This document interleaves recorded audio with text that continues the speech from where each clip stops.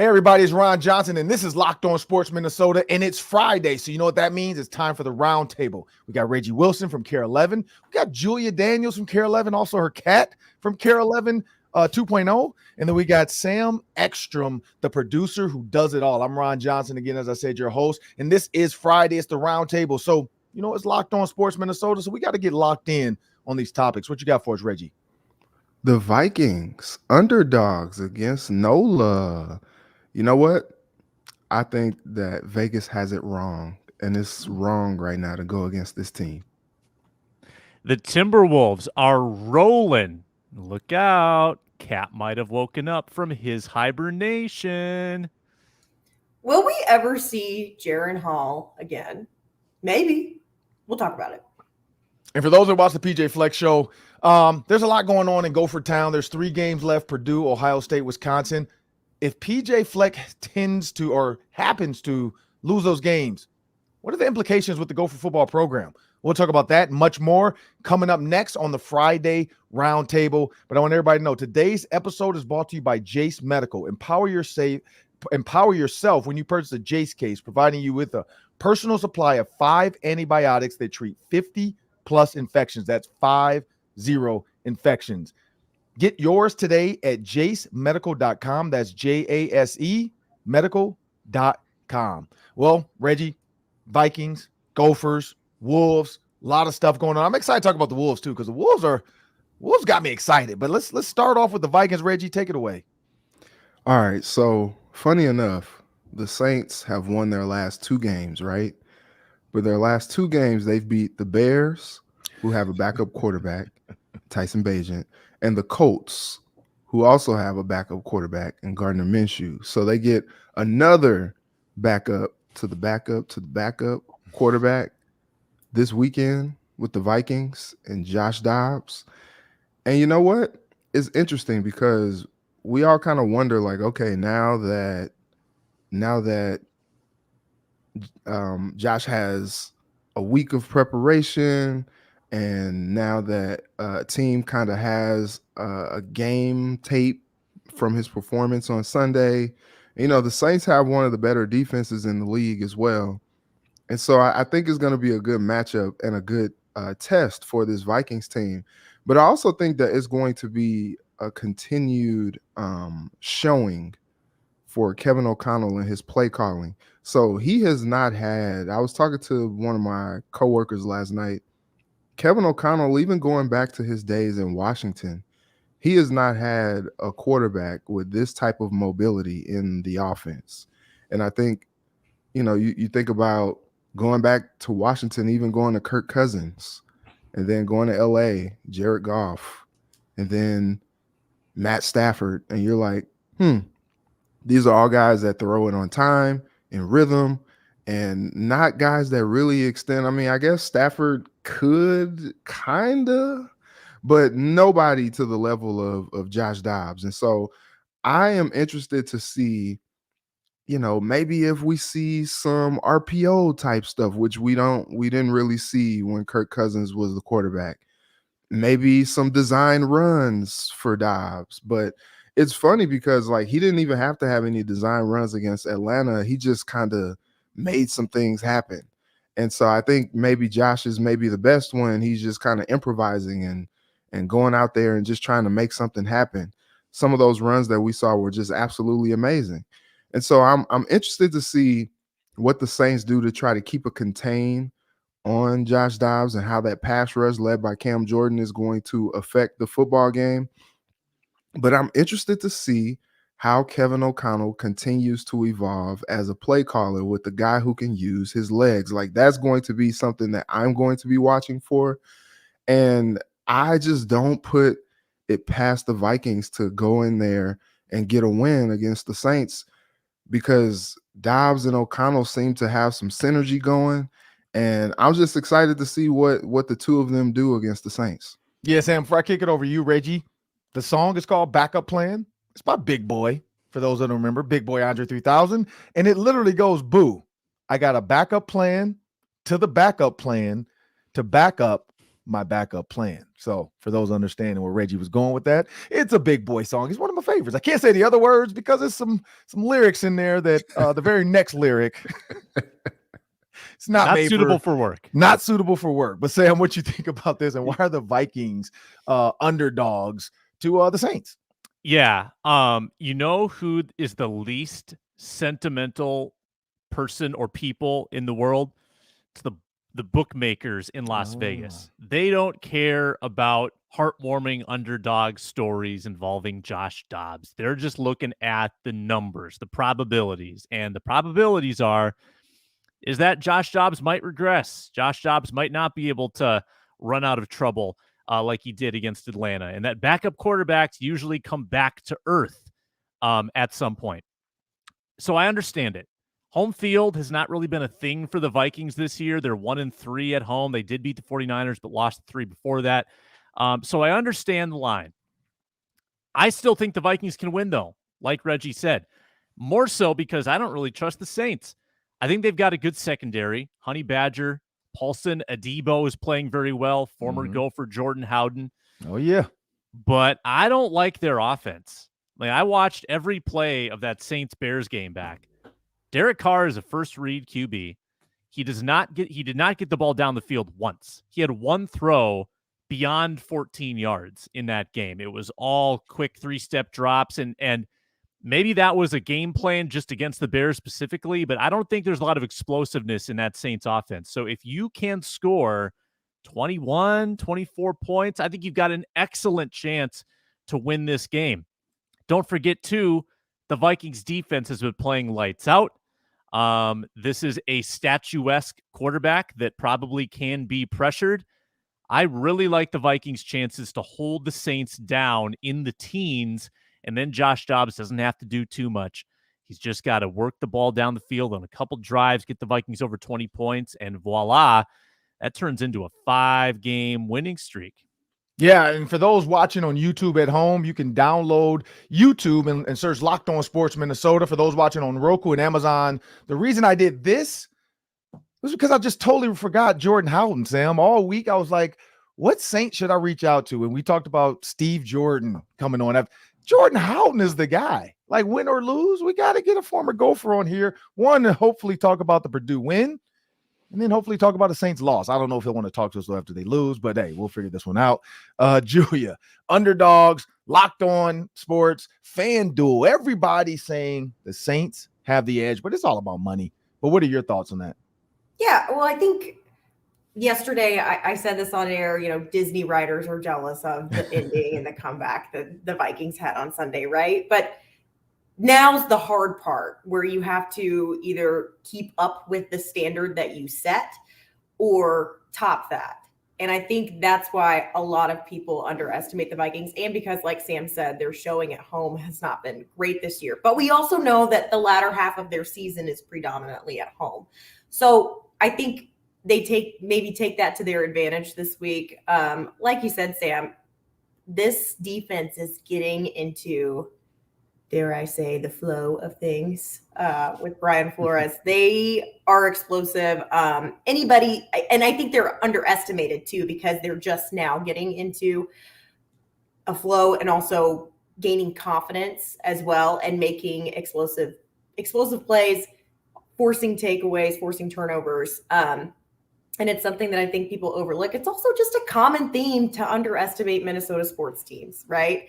You hear the Vikings and you're like, oh, the backup to the backup, this, that, and the other. So yeah, it's not sentimental to the guys that are putting the numbers together and that kind of thing. But at the same time, Harrison Phillips said this yesterday, because I asked him, how has the identity of this team changed with all of the adversity and change you guys have faced in such a short amount of time? And he said, I think that the main thing right now is we're just trying to have belief in ourselves and belief in one another. And I think that so many of us don't want to write this season off because we have so much talent and we have all the pieces to be successful. We just have to find a way to make it work. And he also said, us as veterans are trying to help out these younger guys because it is such a young group, especially defensively, not get into a hangover or a slump after such an emotional game on Sunday. So they've really worked, he said this week, about like making sure they're still getting all their reps in. They're working even harder. They're working on their recovery. They're not getting tired. They're not getting into a midweek slump, to make sure that this week they're working just as hard as they were last week, knowing that they were going to face adversity. So, yeah, I think they're being underestimated for sure. And I could definitely see them winning this game on Sunday. Well, here's where I'm going to go with it really quick. It's simple. We know it's money. We know this whole thing is about money. Everybody wants to get the sucker bet in, but also when you look at the numbers. And so here's where I go with the numbers. And I think Reggie, I think you maybe brought it up, or Sam, one of you did. The last 2 wins, Colts and the Bears, 28th ranked defense for points allowed. Both of them tied, literally 26.9. You can't make this up. 28th tied defense. Offensively, the Colts actually are 7th, 25.8 points a game, but the Bears, 19th. Every other team, their other 3 wins, because they're 5-4, they're leading their division. You got the Titans, Panthers, Patriots. That's the 24th, 26th, and 31st offensives for points scored, respectively.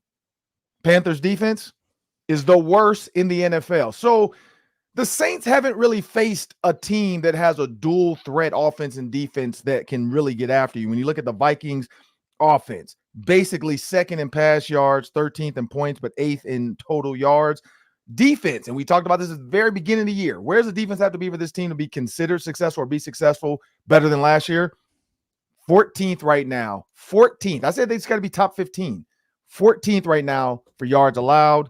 And then points allowed, they're a little bit below it, but at 21.1 points allowed, they're 17th. So this is all about points. When you look at the turnovers, and that's the big difference in these two teams, Saints are +8 turnovers, Vikings are -5. That is horrible.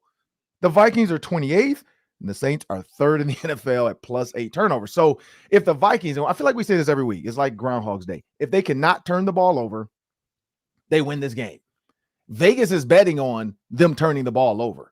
Everybody who's going to bet this line is betting on the Vikings are going to turn this ball over. Josh Dobbs still will have a Willie Beeman type of day and still probably will rush for a touchdown, throw for 2 touchdowns, and win the game by 1 point, which if my math is right, even if the Vikings win by 1, Saints cover. So I think that's what people are thinking of. The Vikings games have all been close, all been 1-score games other than the Packers. They have not had a real shot at blowing people out. It's not going to happen anymore without Curtis Cousins. I thought this next 4 games would have been the Kirk Cousins show, and he would have really dominated and got the Vikings back to 9-4, I think is what they would be. But now it's got to be Josh Dobbs. We'll see what Josh Dobbs can do. But it's time to move on to the next one, because speaking of Josh Dobbs, there's a guy behind him. And I'm not talking about Tanner Morgan. Julia, take it away.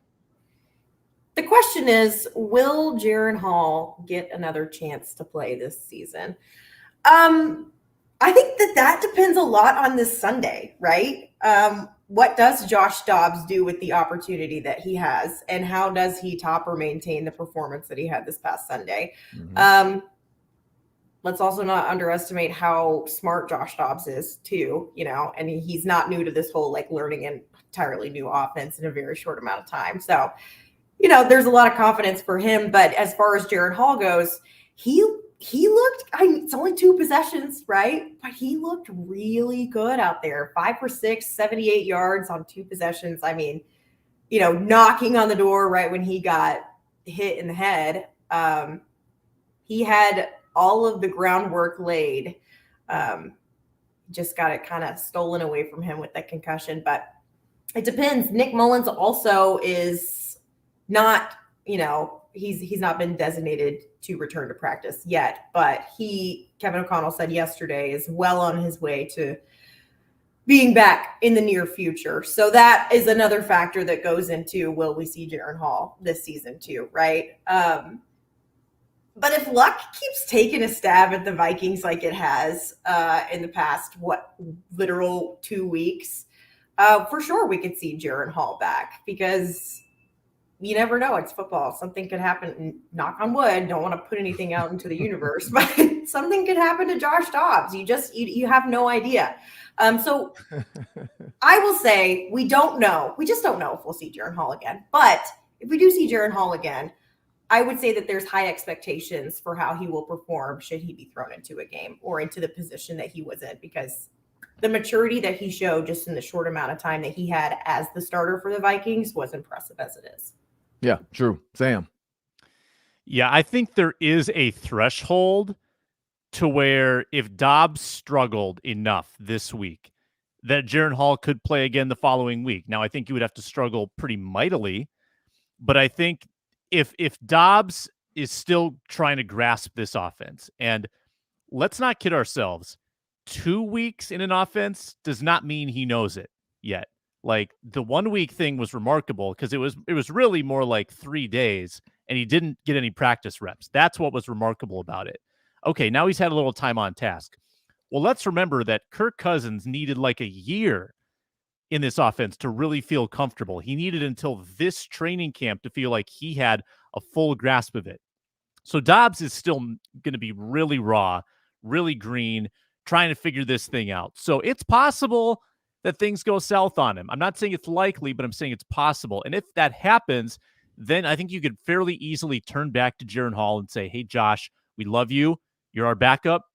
Jaren's just been here longer, and Jaren's going to get the crack against the Broncos the following week. I think that's possible.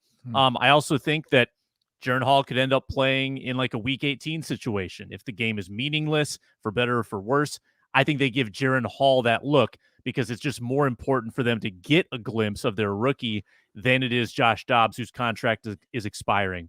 So if the question is, does he play at least one snap the rest of the year? Yes. The answer is yes. Okay. Reggie.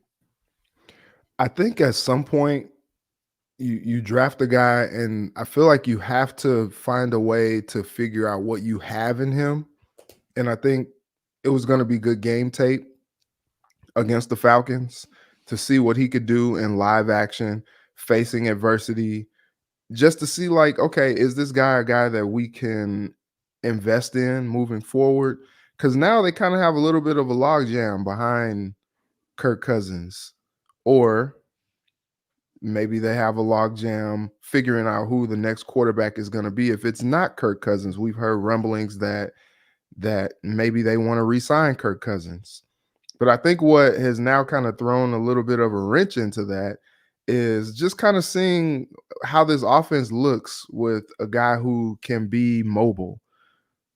You can see just the possibilities of what this offense can be when you have a guy who could do a little bit more with his legs than somebody like Kirk Cousins can. And so I think this is a great evaluation period for the Vikings to see like, okay, what are they going to do moving forward? That being said, like, it's so crazy. Like, Dobbs was going to be the backup for the Browns this year. And then he gets traded like, oh, hey, by the way, can you start for us? Oh, and by the way, can you start the first 8 games of the season? Okay, great. And then, he didn't get the start on Sunday, but it's like, oh, hey, you're here, right? So, hey, can you just go in there, lead us to victory? We'd appreciate it. Thank you. So, like, he has not missed a game this season. I will say the one thing, it seems like controlled chaos when Dobbs plays. It seems like he plays with a little bit of a reckless abandon out there. And maybe that opens the door possibly for a guy like Jaren Hall to come back. But it is going to be a situation because, once Mullins comes back, I feel like he has more of a mastery of the offense than any quarterback in the QB room other than Cousins. But I don't know. I feel like how do you reverse course and go to somebody like Mullins when you've seen what Dobbs has done and you kind of seen a little bit of just a snippet of the potential of Jaren Hall. So I think maybe it's not soon, but maybe as you kind of get towards December and get towards the end of the season, I know those games against the Lions, 2 out of the last 3 weeks are going to be pretty meaningful. I'm interested to see what they do at quarterback in those games. And maybe those are games that we see a little bit of Jaren Hall, but they have to figure out what exactly they have in him in a live game situation just so they can understand how they invest in the quarterback room in the future. Yeah, for me, I think, and Sam, this is going to be one for the cut for social media. I look at the movie, like Julia said this, like you look at the movie script written. If you watch Any Given Sunday, which I have, I studied it. Jamie Foxx does regress. Why? Because he starts to read his own headlines. He starts to drink the smoothies. He wants to be at the pool with his shirt off. So if there is a regression of Josh Dobbs, I hope Kevin O'Connell, like Al Pacino, just sticks with them. I think Josh Dobbs gives them their best chance to win long-term for the rest of the season versus trying to get a Nick Mullins in who knows the offense, similar to Kirk Cousins. Jaren Hall, like the question is Jaren Hall going to play again? I don't think so. I also said, though, that Josh Dobbs wasn't going to play unless there was a blowout, and Ahmad laughed at me. It wasn't a blowout, but he did get to play. I thought that's the only way he's getting in the game, and the Vikings are winning against the Falcons by 21. Now, the Falcons were down some defensive linemen, so maybe that's why, because you're right, Reggie, when all hell broke loose, he looked super calm. He looked super collected. He was floating as if like he knows the script. Like this guy's going to miss. Oh, yep, wait, yep, 1, 2, 3, Cam. Anchors, yep, lay him out. Lay that defensive lineman. Number 75 got laid out by a running back, by the way. Like, I know when they're watching film this week, they're like, dude, what are you doing? How'd you let the little running back knock you down? But got him a pancake. And so I think this is going to be the key. You're right. Nick Mullins does know the offense. I just think Josh Dobbs has done so much to electrify the state of Minnesota and the state of Vikings football to where people want his jersey. You got Nickelodeon showing up trying to slime the coaches. We hadn't seen that since JJ. So there's a lot going on with this program. And again, it's a movie script. Like Cam Bynum always said, movie, like we're actually getting it now. Like this literally is a movie script. So, I mean, part of the movie is the hero, the God's child everybody loves. He has to regress just a little bit, whether of his own accord or of Kevin O'Connell maybe putting too much on his plate and he shrinks on his own and it was too much by the coaches. And then they have to go back to the Al Pacino. Just imagine you're in your backyard and your mother is calling you for dinner, but you got to make one last pass to your friend. You say, run to the Cadillac, turn around, I'm gonna hit you. Just think that. Think about the Cadillac. And that's what Al Pacino did to calm Jamie Foxx down and say, you just playing football in your backyard, man. Just have fun. And I think that's what Josh Dobbs gives the Vikings. Last one, though, too, before we jump over to we have a read from our sponsors. Before we get a word from our sponsors, this is what I do want to say. When you look at the Vikings' remaining schedule, this is the other reason why I thought Jaren Hall would not play. Other than the Saints, 3-5 Broncos, 2-7 Bears, and 4-5 Raiders. None of these teams are good when you look at the stats. None of these teams do anything to scare you. The Raiders don't even know who they are. Granted, they are playing in Vegas, so that's going to be a tough one just because of what Vegas can do to you. But other than that, I just feel like these are 4 games that Josh Dobbs should be able to have a lot of fun. When you look at these defenses are bad. And starting with the Saints, they haven't played a team that has a good defense. When you look at the Panthers, the Patriots, the Colts, and the Bears, 32nd, 26th, and 28th, respectively, for all those 4 teams, their defenses as far as points allowed. So this feels like like I said, an easy run for a guy like Josh Dobbs. But we got a word for our sponsors, and then we come back. We're going to do a little FanDuel lock.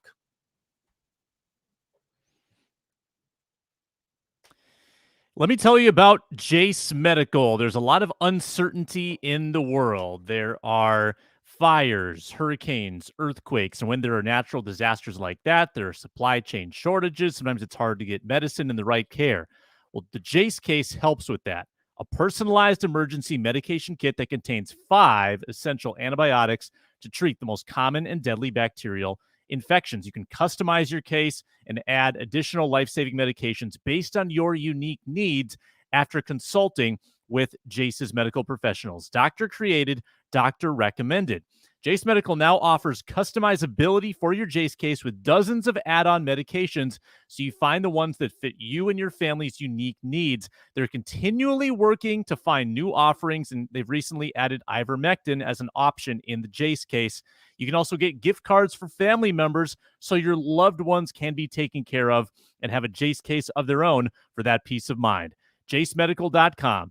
Enter promo code Locked On at checkout for a $20 discount on your order. That's promo code Locked On at JaseMedical.com.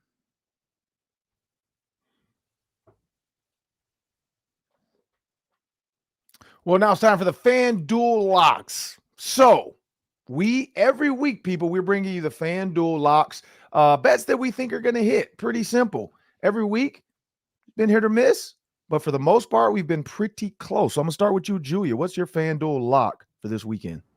My FanDuel lock: to score first and lose. Whoa. I'm That going is with dark. the Saints plus 410. That is dark. I could see the Vikings letting one go and then figuring their lives out, right? Wow. I guess would Hollywood say wants it that way.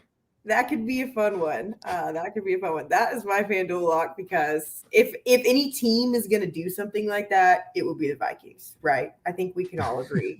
Get on us that excited for the first score and then let us down. So, Saints score first but lose the game. All right, Reggie, what you got?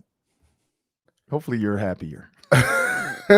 I got first drive result being an offensive touchdown. And I can see, a little throwback to the 2022 season when the Vikings were on script, going down the field and scoring a touchdown on that first drive, and then they don't score again until the third, fourth quarter. That's how it went last year. But no, I think the Vikings could go down, like a nice little drive that they went through and walked through, that they scripted with Josh Dobbs, get him some confidence to start the game.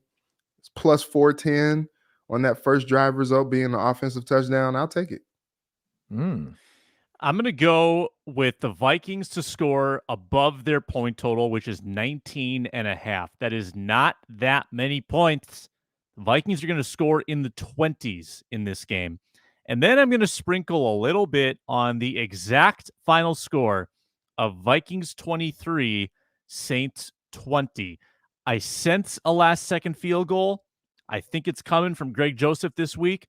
So at 75-1 plus 7,500, the Vikings will win exactly 23-20. You did it now, Sam. You did it now. Well, for me, I'm going to do a double up. It's not that much of a payout, but the big one is the exact score. I was kind of going what you're going with, Sam. But I like the Saints to cover. So that doesn't get me much, because $10 on the Saints to cover only gets you $8.70 if you put 10 on it. But here's the other one. Plus 1,600. The Vikings 19, the Saints 17. I think the Saints will cover, but I think the Vikings will win by 2 points. Vikings 19, Saints 17. That will win you $1,608 on a $20 bet. Why not do it? Why not? It's $20. You spend more than that on your family for coffee. So go put $20 on that. You end up winning $1,600. Come holler at your boy. Let me know what you get. But now it's time to move on. Time to move on to, something that I knew would happen, but I was excited to see it happen. And we got more coming. But a little bit of this Warriors Pelicans. Sam, what you got? Yeah, so the Wolves are on a 4-game winning streak. They're 5-0 at home. And last night was probably their most convincing win yet against an undermanned Pelicans team. They were missing Zion, missing McCollum, missing Herb Jones. And you know what the Wolves did? They didn't mess around. They scored 44 points in the second quarter, 72 in the first half, and they won by 21. You know what I like to see? I like to see Karl-Anthony Towns coming alive. And yes, I know he fouled out again. It's a problem. But 9 of 12, 23 points, 4 of 5 from beyond the arc. I said this on the Minnesota basketball party, Wolves Talk, every Wednesday here on the network. Karl-Anthony Towns was going to heat up. He was not going to shoot 38% all season when he's a career 52% shooter. Once Karl-Anthony Towns comes alive, and it might be happening right now, suddenly you've got a potent offense, a league best defense, and this team is legit. I was listening to Bill Simmons yesterday. Simmons is like the authority on NBA. He's got the Wolves power rank number 5. I love it. I love this team. Now let's see him go on the road to face Wemby on Friday in the in-season tournament, see what they can do. By the way, Wemby and the Spurs just got roasted at Madison Square Garden last night. They're vulnerable. Wolves can keep this going. They got some big games coming up, Warriors twice, and I think this team might be legit, you guys. Rudy also said something interesting. I was reading a few articles about the post game. He said, this year's been different because the coaches have been more honest with everybody. He said specifically they've been more honest with Ant and Kat. And I think that that's something that's woken them up, because I think even as us as media, we go in and we see how the organizations run just in the short time that we're there. And last year was kind of like, what's going on? Like, what?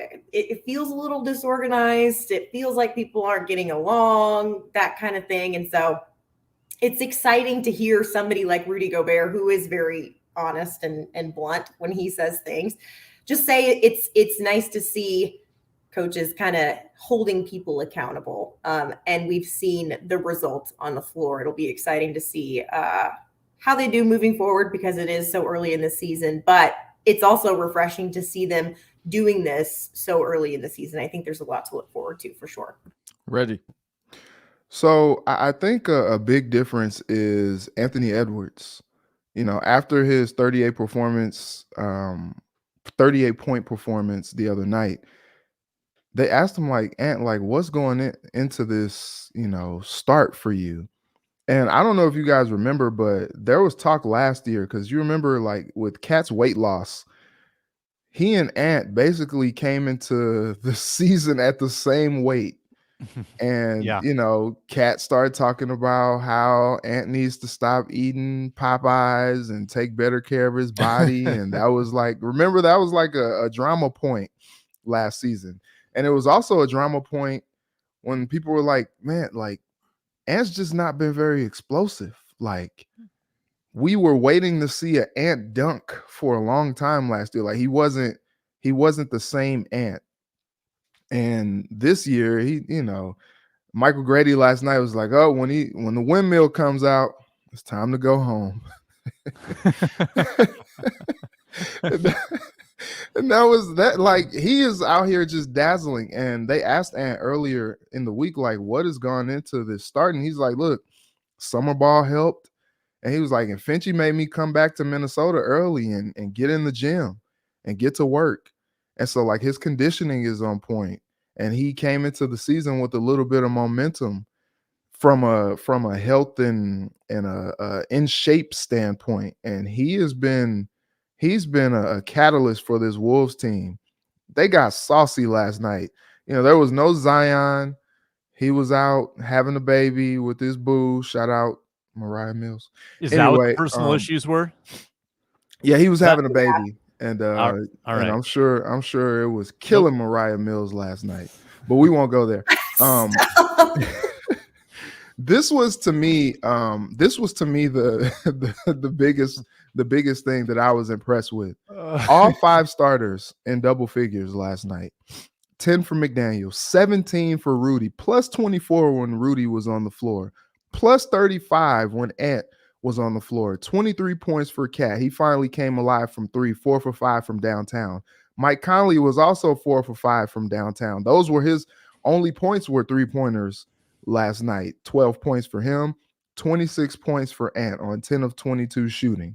Not the most efficient, but Ant just gets it done. And so what I like from that output yesterday, the thing that let me know, like, okay, the Wolves are not playing around. Did you see that fast break that Naz Reid led, where he stole it, went behind the back, got freaky with it, tossed it ahead to Nickeil Alexander-Walker, who then tossed it off the backboard to Ant for the jam? When I saw that, I said, oh yeah, it's game over. Like, they're okay. All right. And so I think, like, they're feeling it right now, and they're in a really good rhythm.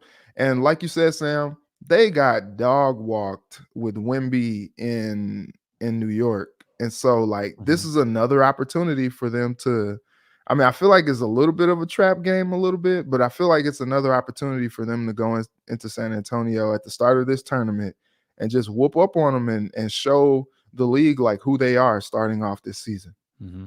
Yeah, for me, when I look at again, Reggie, you're dead on with this tournament coming up. We talked about what are they going to be in these next 4 games on the basketball party. I said 3-1. I was a little bullish. They got one of them, so thank goodness we're there. If they can get this Spurs one, because the Spurs, just like you said, got dog walked in MSG. And Wemby's quote was that he thought MSG was going to be bigger, which is hilarious. So it's almost like a slap in the face to New Yorkians. He takes up too much space. He's too big himself, so other things seem small, I think is the problem. And New York people are super petty, so they're gonna remember this forever and keep bringing this up. But yeah, he said, I thought it would be bigger. And so it's like, wait, what? Like, how big did you think he was going to be as a basketball arena? But I feel like the Wolves can go in. And again, can't foul out. This can't be a foul out game.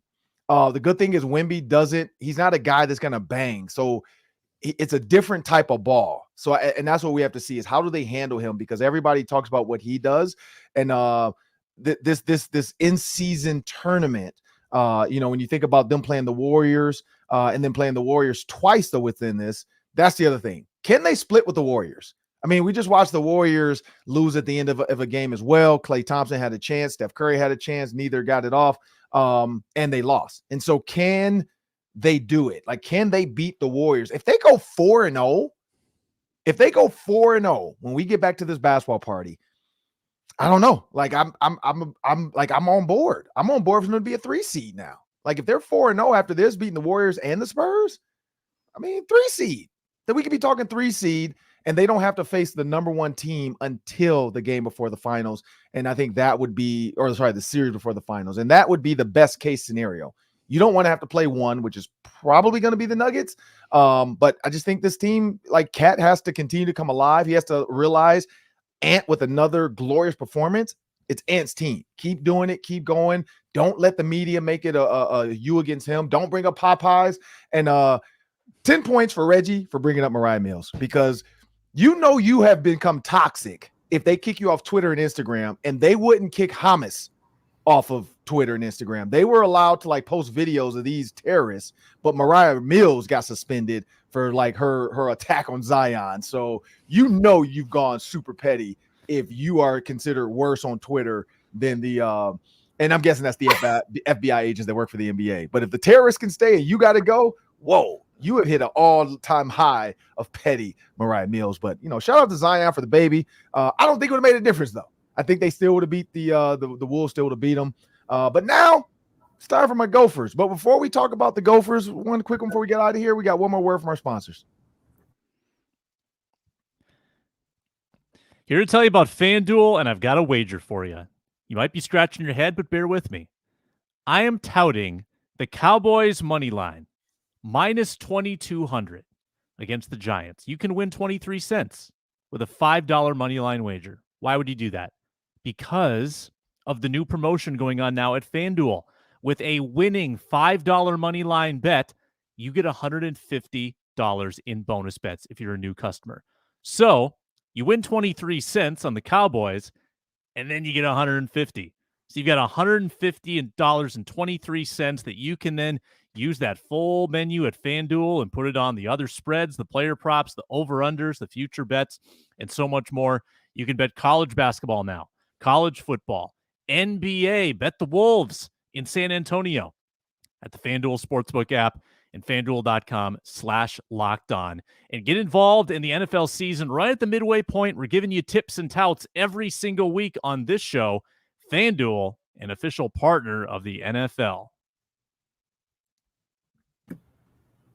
And also, for those that didn't know, this week was National Chicken Sandwich Day. I found out somebody just sent me a message about this. Popeyes. And there's a bunch of deals out there. And the deal takes place, the National Chicken Sandwich Day, when or if a football player does the chicken dance in the end zone after getting a touchdown on November 12th. So that's this weekend's games.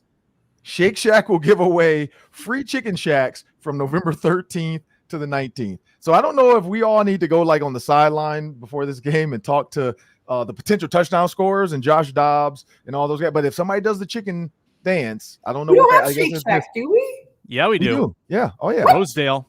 Yeah. There's one in Edina too. There's one in Edina too. Oh yeah, I go to the No Edina idea. one. There's a Shake Shack and the Mall America actually has one too. I've now that I think about never it. eaten a chicken sandwich from Shake Shack though. Me Well, either. I have. It's they're burgers. delicious. They have an avocado chicken sandwich with bacon. Yeah, it's very good. It's very good. We're gonna have So- a team bonding meal at Shake Shack before next show. All right, Edina? Okay. Which one? Edina? Is that the closest for everybody? probably for you. For me, it's Rosedale. So should I Or go Mall in the America. locker Is room Mall America today in and the tell middle? someone that they Yeah. have to do the chicken dance? Yeah, you that's should. that's your assignment today. Wait, Actually, tell hey, Jordan Addison that he has to do it. We need Jordan Addison. We need KJ Osborne. Well, KJ Osborne might not play. We need who else is there? Ty Brandon Chandler, Powell, Ty Chandler. Hawkinson. I'll tell Cam Bynum and Hop- Byron Murphy just in case. Yep, Tell Johnny yep. Munt. Oh, you know Cam Bynum would do it. Cam No, Bynum tell for sure. Isn't Najee Thompson the celebration? He's the celebration. coordinator? He is the celebration coordinator. He needs to get the whole defense to just do the chicken dance. You got to get him the memo. There we go. Okay, But- if I see him today, I will actually say something. Hey, just look it up. It's on Doing the Lord's work. today.com. So the Today Show posted it. It's 10 other restaurants, so it's not just Shake Shack, but that's the one that like Popeyes has a deal. If something happens for Shake Shack, crispy crunchy chicken, never heard of them. KFC, Carl's Jr., Burger King even got in the bit. So 10 chicken sandwich deals for National Chicken Sandwich Day. Oh The yeah. whole week. Text me that Oh. article so I can I will. have it at the ready. I will. But now it's time to move on into my my I don't know if it's my favorite part of the show, but it's a part of the show we have to do. It's the Gophers. And I'm not gonna waste too much time on it. Here's the bottom line, man. PJ Fleck on the PJ Fleck show. He kind of cut a vein open and was kind of really honest about recruiting, about the portal, and about how growing a team isn't the way it used to be. And now we're down to the final 3 games. This is a team. If you take away 2 plays, the end of the game of Northwestern game, the end of the game against Illinois, it's a 7-2 football team, and we're looking at the Big Ten championship. Beating Purdue doesn't seem hard to do. Losing Ohio State wouldn't matter because they'd be 9-3 because they would beat Wisconsin and get the Axe. But now this is a team that needs to beat Purdue to go to a bowl game because Wisconsin and Ohio State are not easy to beat. Ohio State is pretty much unstoppable. Let's be real. So I'm just going with. Yes, I think PJ Fleck is in trouble if they do not beat Purdue. I think that the fans, the one of the other questions in this is, will he lose the fans? I think the answer is yes. I think a lot of the fans will continue to not lose the fans to the point of they want to fire him. I mean, there will be that, but just definitely lose this is year 7. Feels like the same old Gophers. Feels like the same mediocre 6-6 teams we always see, and then we get excited about going to a Rudy Poo Bowl game. It's so tough when you're so close with a young quarterback, receivers that have not done what they're supposed to do other than Daniel Jackson. It's been a tough stretch. Running backs that have been in and out with injury, Darius Taylor, Jordan Newman, Bryce Williams. I mean, it's just so many guys in and out, Zach Evans. And yes, if they cannot win these next 3, I think the fans are going to be absolutely pissed off. And who knows what's going to happen from there. I don't know. What are your thoughts on this, Sam? Man, it's hard to see the path, right? Like after a bad college season, it's not like you get a high draft pick. It's not like they set it up for you to try to become better. There's not as much parity. There's more inequity in college football. So if you lose these next 3, obviously people are going to be down on your program. The portal, being the option that it is suddenly open for players that are discontent. They can leave and go somewhere where they think they can win more. And you think drafting a quarterback is random? Try recruiting one. You can't just guarantee that you can go find a quarterback to lead your program. It's been hard for the Gophers for years. Tanner Morgan's out of eligibility. He's with the Vikings now. He can't come back. So it's easy to be pessimistic. When you're in college football, you got the Big Ten expanding with all these powerhouses.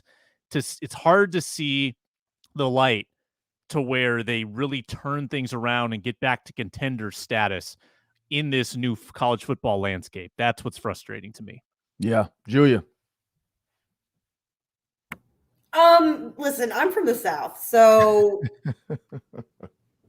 I don't know why fans wouldn't be mad already, right? After Northwestern, after Illinois. I mean, sure, if you take away the last plays, but I said this weeks ago, my best guy friend in college that played football, I reckon whoever puts the most points on the board is going to win the game. That's what it comes down to at the end of the day. I just don't understand how people aren't upset already. But maybe that's also because I am newer to the area, right? But like, I grew up an Arkansas fan, and I never had a tenured coach. And the Hogs weren't great for most of my life because, and when they weren't great, coaches were fired. You move somebody else in. That's, that was kind of the culture of football that I grew up with. Even in Florida, the 1A schools, a coach doesn't make the playoffs, 1 or 2 years into being there, they're fired. They hire somebody else, and all of a sudden they're much better the next year. It's just, I get it's different. People love PJ Fleck, but I think the main thing with PJ is he has got to figure out the business side of this NIL thing now. Whether that means buying 1 or 2 5-stars to get them up here and get this thing going. I just, the solutions are all over the place at this point because college football is in such a weird spot right now and unknown waters. Ethan's got to be more comfortable on game day too. Hopefully next year he'll be a little bit more confident when it comes to, and I love Ethan. Reggie knows I love Ethan Kaliakmanis, but he is so nervous out there. They are bringing in the Arkansas quarterback, the Fayetteville, Arkansas quarterback. He's a 3-star. He'll be here next year. Maybe he'll be starting. I don't know. Or maybe he'll light a little fire under Ethan heading into next season. But yeah, these, like you said, Ron, they have to win. I mean, we know they're probably not going to be Ohio State, but they have to win the other ones. Otherwise, it's just like, what are we doing? And it does feel, I was just talking to somebody that works in recruiting for the Gophers yesterday, and she was like, it does just, like, as much as I love this program and I love these players and I love these coaches and the staff and everything just feels like it's the exact same over and over again. You get your hopes up because you have talent, and then you get disappointed. And injuries, sure, but everyone deals with that. There's just a lot to be figured out with this program, especially with NIL, that I think they've got to spend this offseason figuring out a little bit. So, yeah, I mean, Gopher fans they're always going to be loyal, right? But they don't have to support a team that doesn't do well, especially at this point, especially if they miss a bowl game. Reggie.